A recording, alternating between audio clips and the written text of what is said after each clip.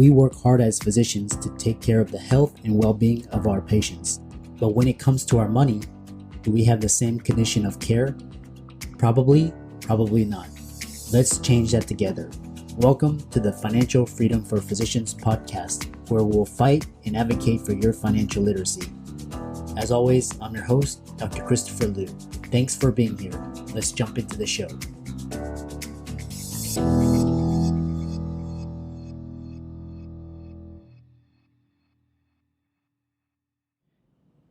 Before we begin today's episode, let's hear from this week's sponsor. Medical marriages are often strained by intense and constant demands on your time, not to mention the crushing debt that you're saddled with out of medical and dental school. Well, that's why I'm so excited to tell you about the Marriage and Money MD Summit coming up on November 15th through 17th. It's a free summit for healthcare professionals who want to build a stronger marriage and create a better path to building wealth. So sign up for free and come away with the tools and resources you need to have the happy family life and the path to financial independence that you deserve. You can sign up today by clicking the link in the podcast description. On today's show, we have Dr. Hisla Bates. Dr. Hisla Bates is a board-certified, Harvard-trained pediatric and adult psychiatrist with over 20 years of experience in the diagnosis and treatment of severe mental illness and managed care. She's had additional training in primary care internal medicine at Yale. Her general psychiatry training was completed at Mount Sinai in New York City. She completed her child and adolescent psychiatry fellowship at Harvard Medical School's Mass General Hospital in the Department of Psychiatry program. She's also studied with Dr. Tal Ben Sharar and is certified in positive psychology from the Whole Being Institute. She has an integrative and holistic approach to the treatment of mental illness, and she uses tools in mindfulness, positive psychology, and the expressive and creative arts working with children and adults. She is the co-chair of the art committee for the American Academy of Child and Adolescent Psychiatry. She is a Parsons School of Design graduate in fashion design and an artist and printmaker who enjoys photography and filmmaking as well. She utilizes all of her skills in her practice as a psychiatrist and coach.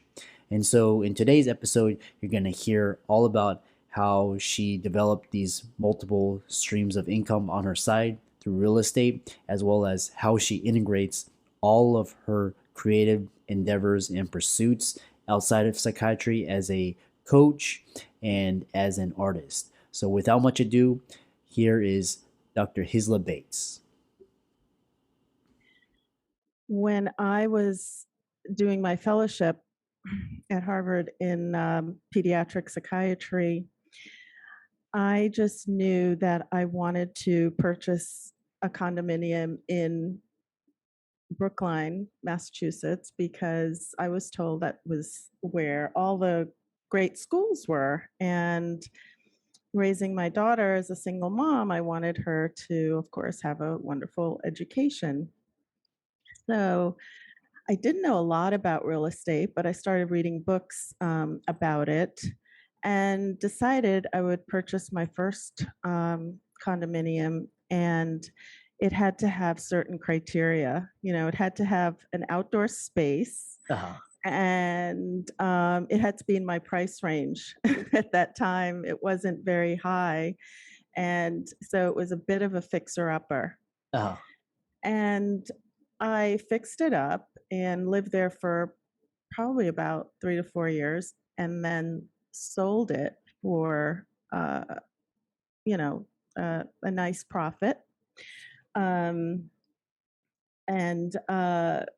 went on to purchase a second one, and then a third, and similar story. And with each purchase, there was more fixing, so to speak. So I renovated 2 kitchens, 2 bathrooms, and then I moved on to purchasing a home, a single family home. And that was outside of Brookline, and I completely renovated it. So it was a gut rehab. And it was one of the largest undertakings that I've ever done. And lived there for about 5 years. I sold it. And with the equity that I had earned from that home, I essentially had financial freedom. Okay. And I was able to pay off my daughter's college tuition, which was well into the six figures, and um, to live, debt free, and start doing a lot of the things that I had put off for a very long time.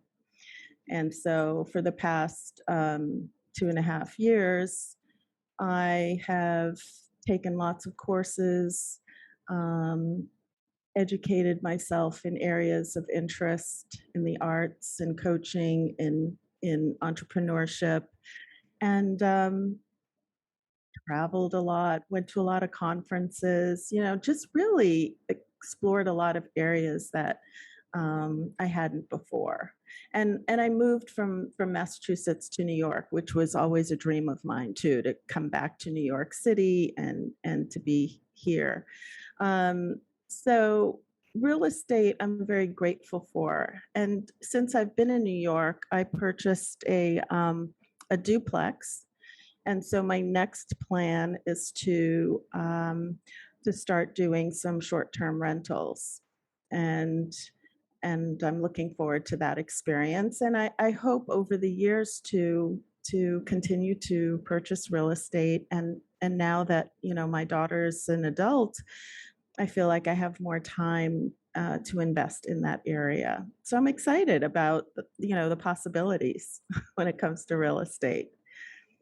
That's amazing. A lot of the physicians that I talk to and that I collaborate with, a lot of them, they say that they told me a very interesting quote, which was, you cannot work your way to financial freedom. You have to invest it. So, a lot of it was through real estate and through equities, but real estate is really highly popular among physicians because it has so many advantages, which you described. So it sounds like your real estate strategy, you just sort of just over time, it's not like you just delve right in. You did it on the side.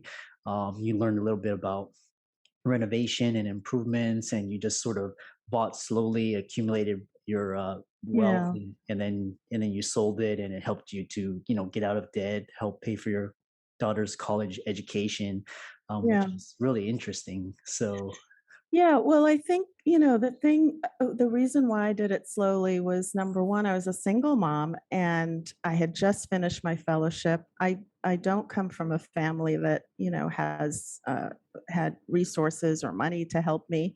So I had uh, to do it all on my own. yeah, And trying to raise a child and, be a real estate investor.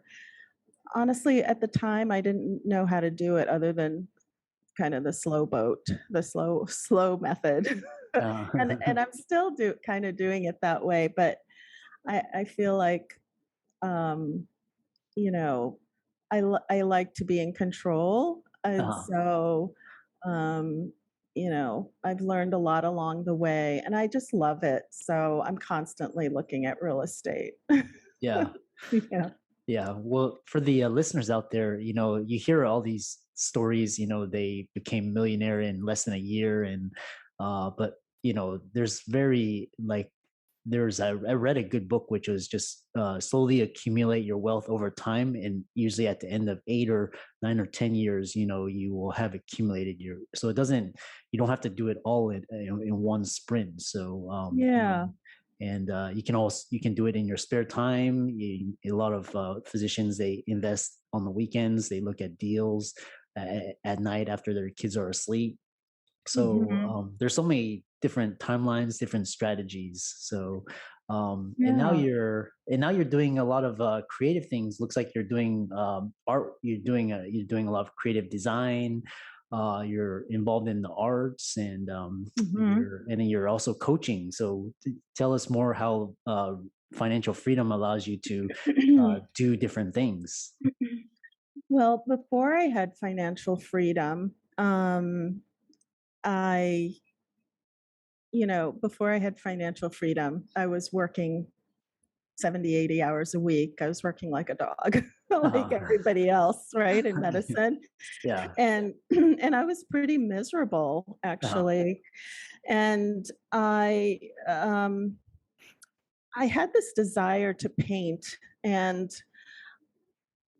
just go back into the arts in some way, because I had pushed all of that aside, through my training and residency. I always felt like I never had enough time to do it.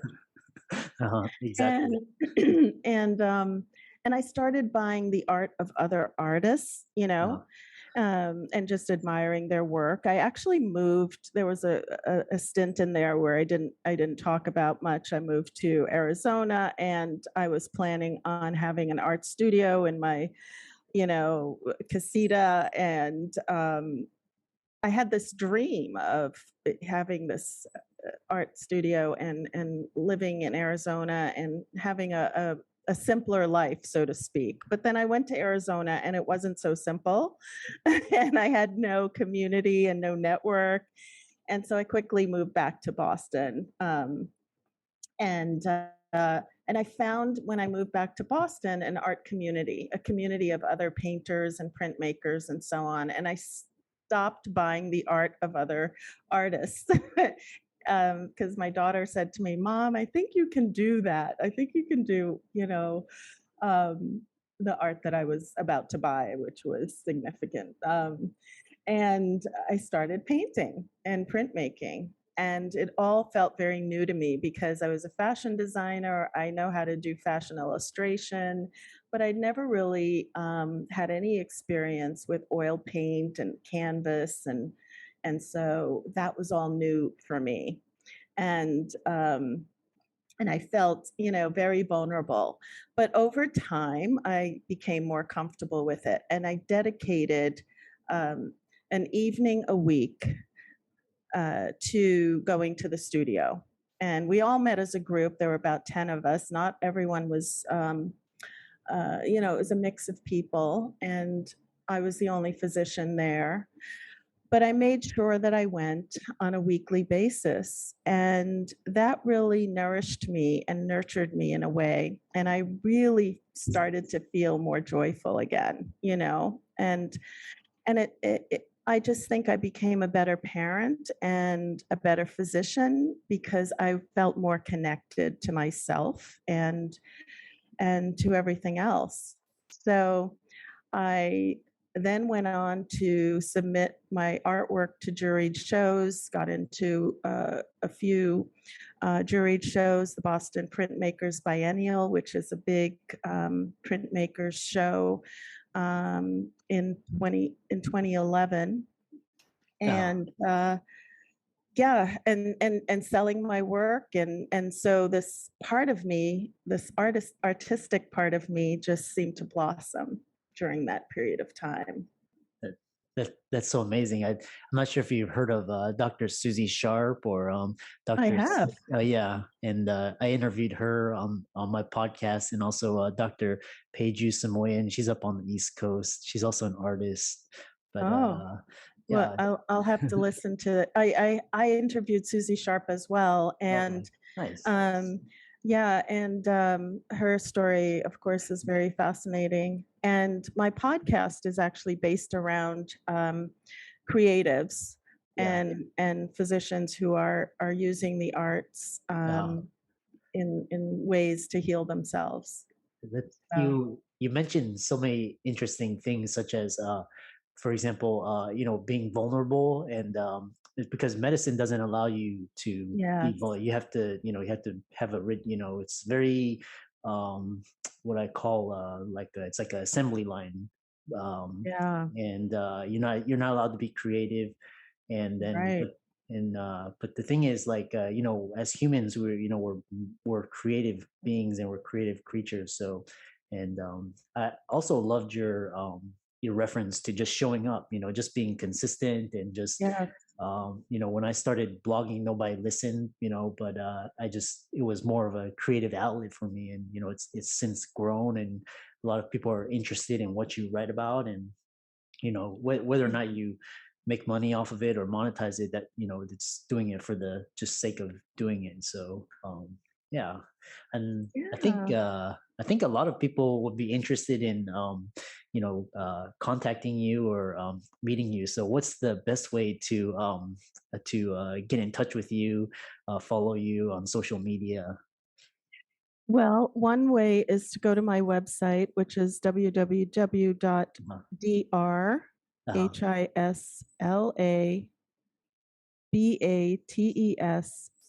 www.drhislamd.com. And that's my name, Dr. Isla Bates, uh, MD.com. And get on my mailing list. uh, I don't email people, very often, so you won't be bombarded with tons of email. Because I don't like email very much. I'm also on Instagram quite a bit and oh, okay. Clubhouse. Oh, Clubhouse. So Okay. yeah, so that's another way to get in touch with me. Okay. And yeah, and Facebook. I started a Facebook group for physicians and healers who are interested in the arts. Uh-huh. And you can sign up through my Instagram. Just tap on the bio and you'll see a link to the Facebook group.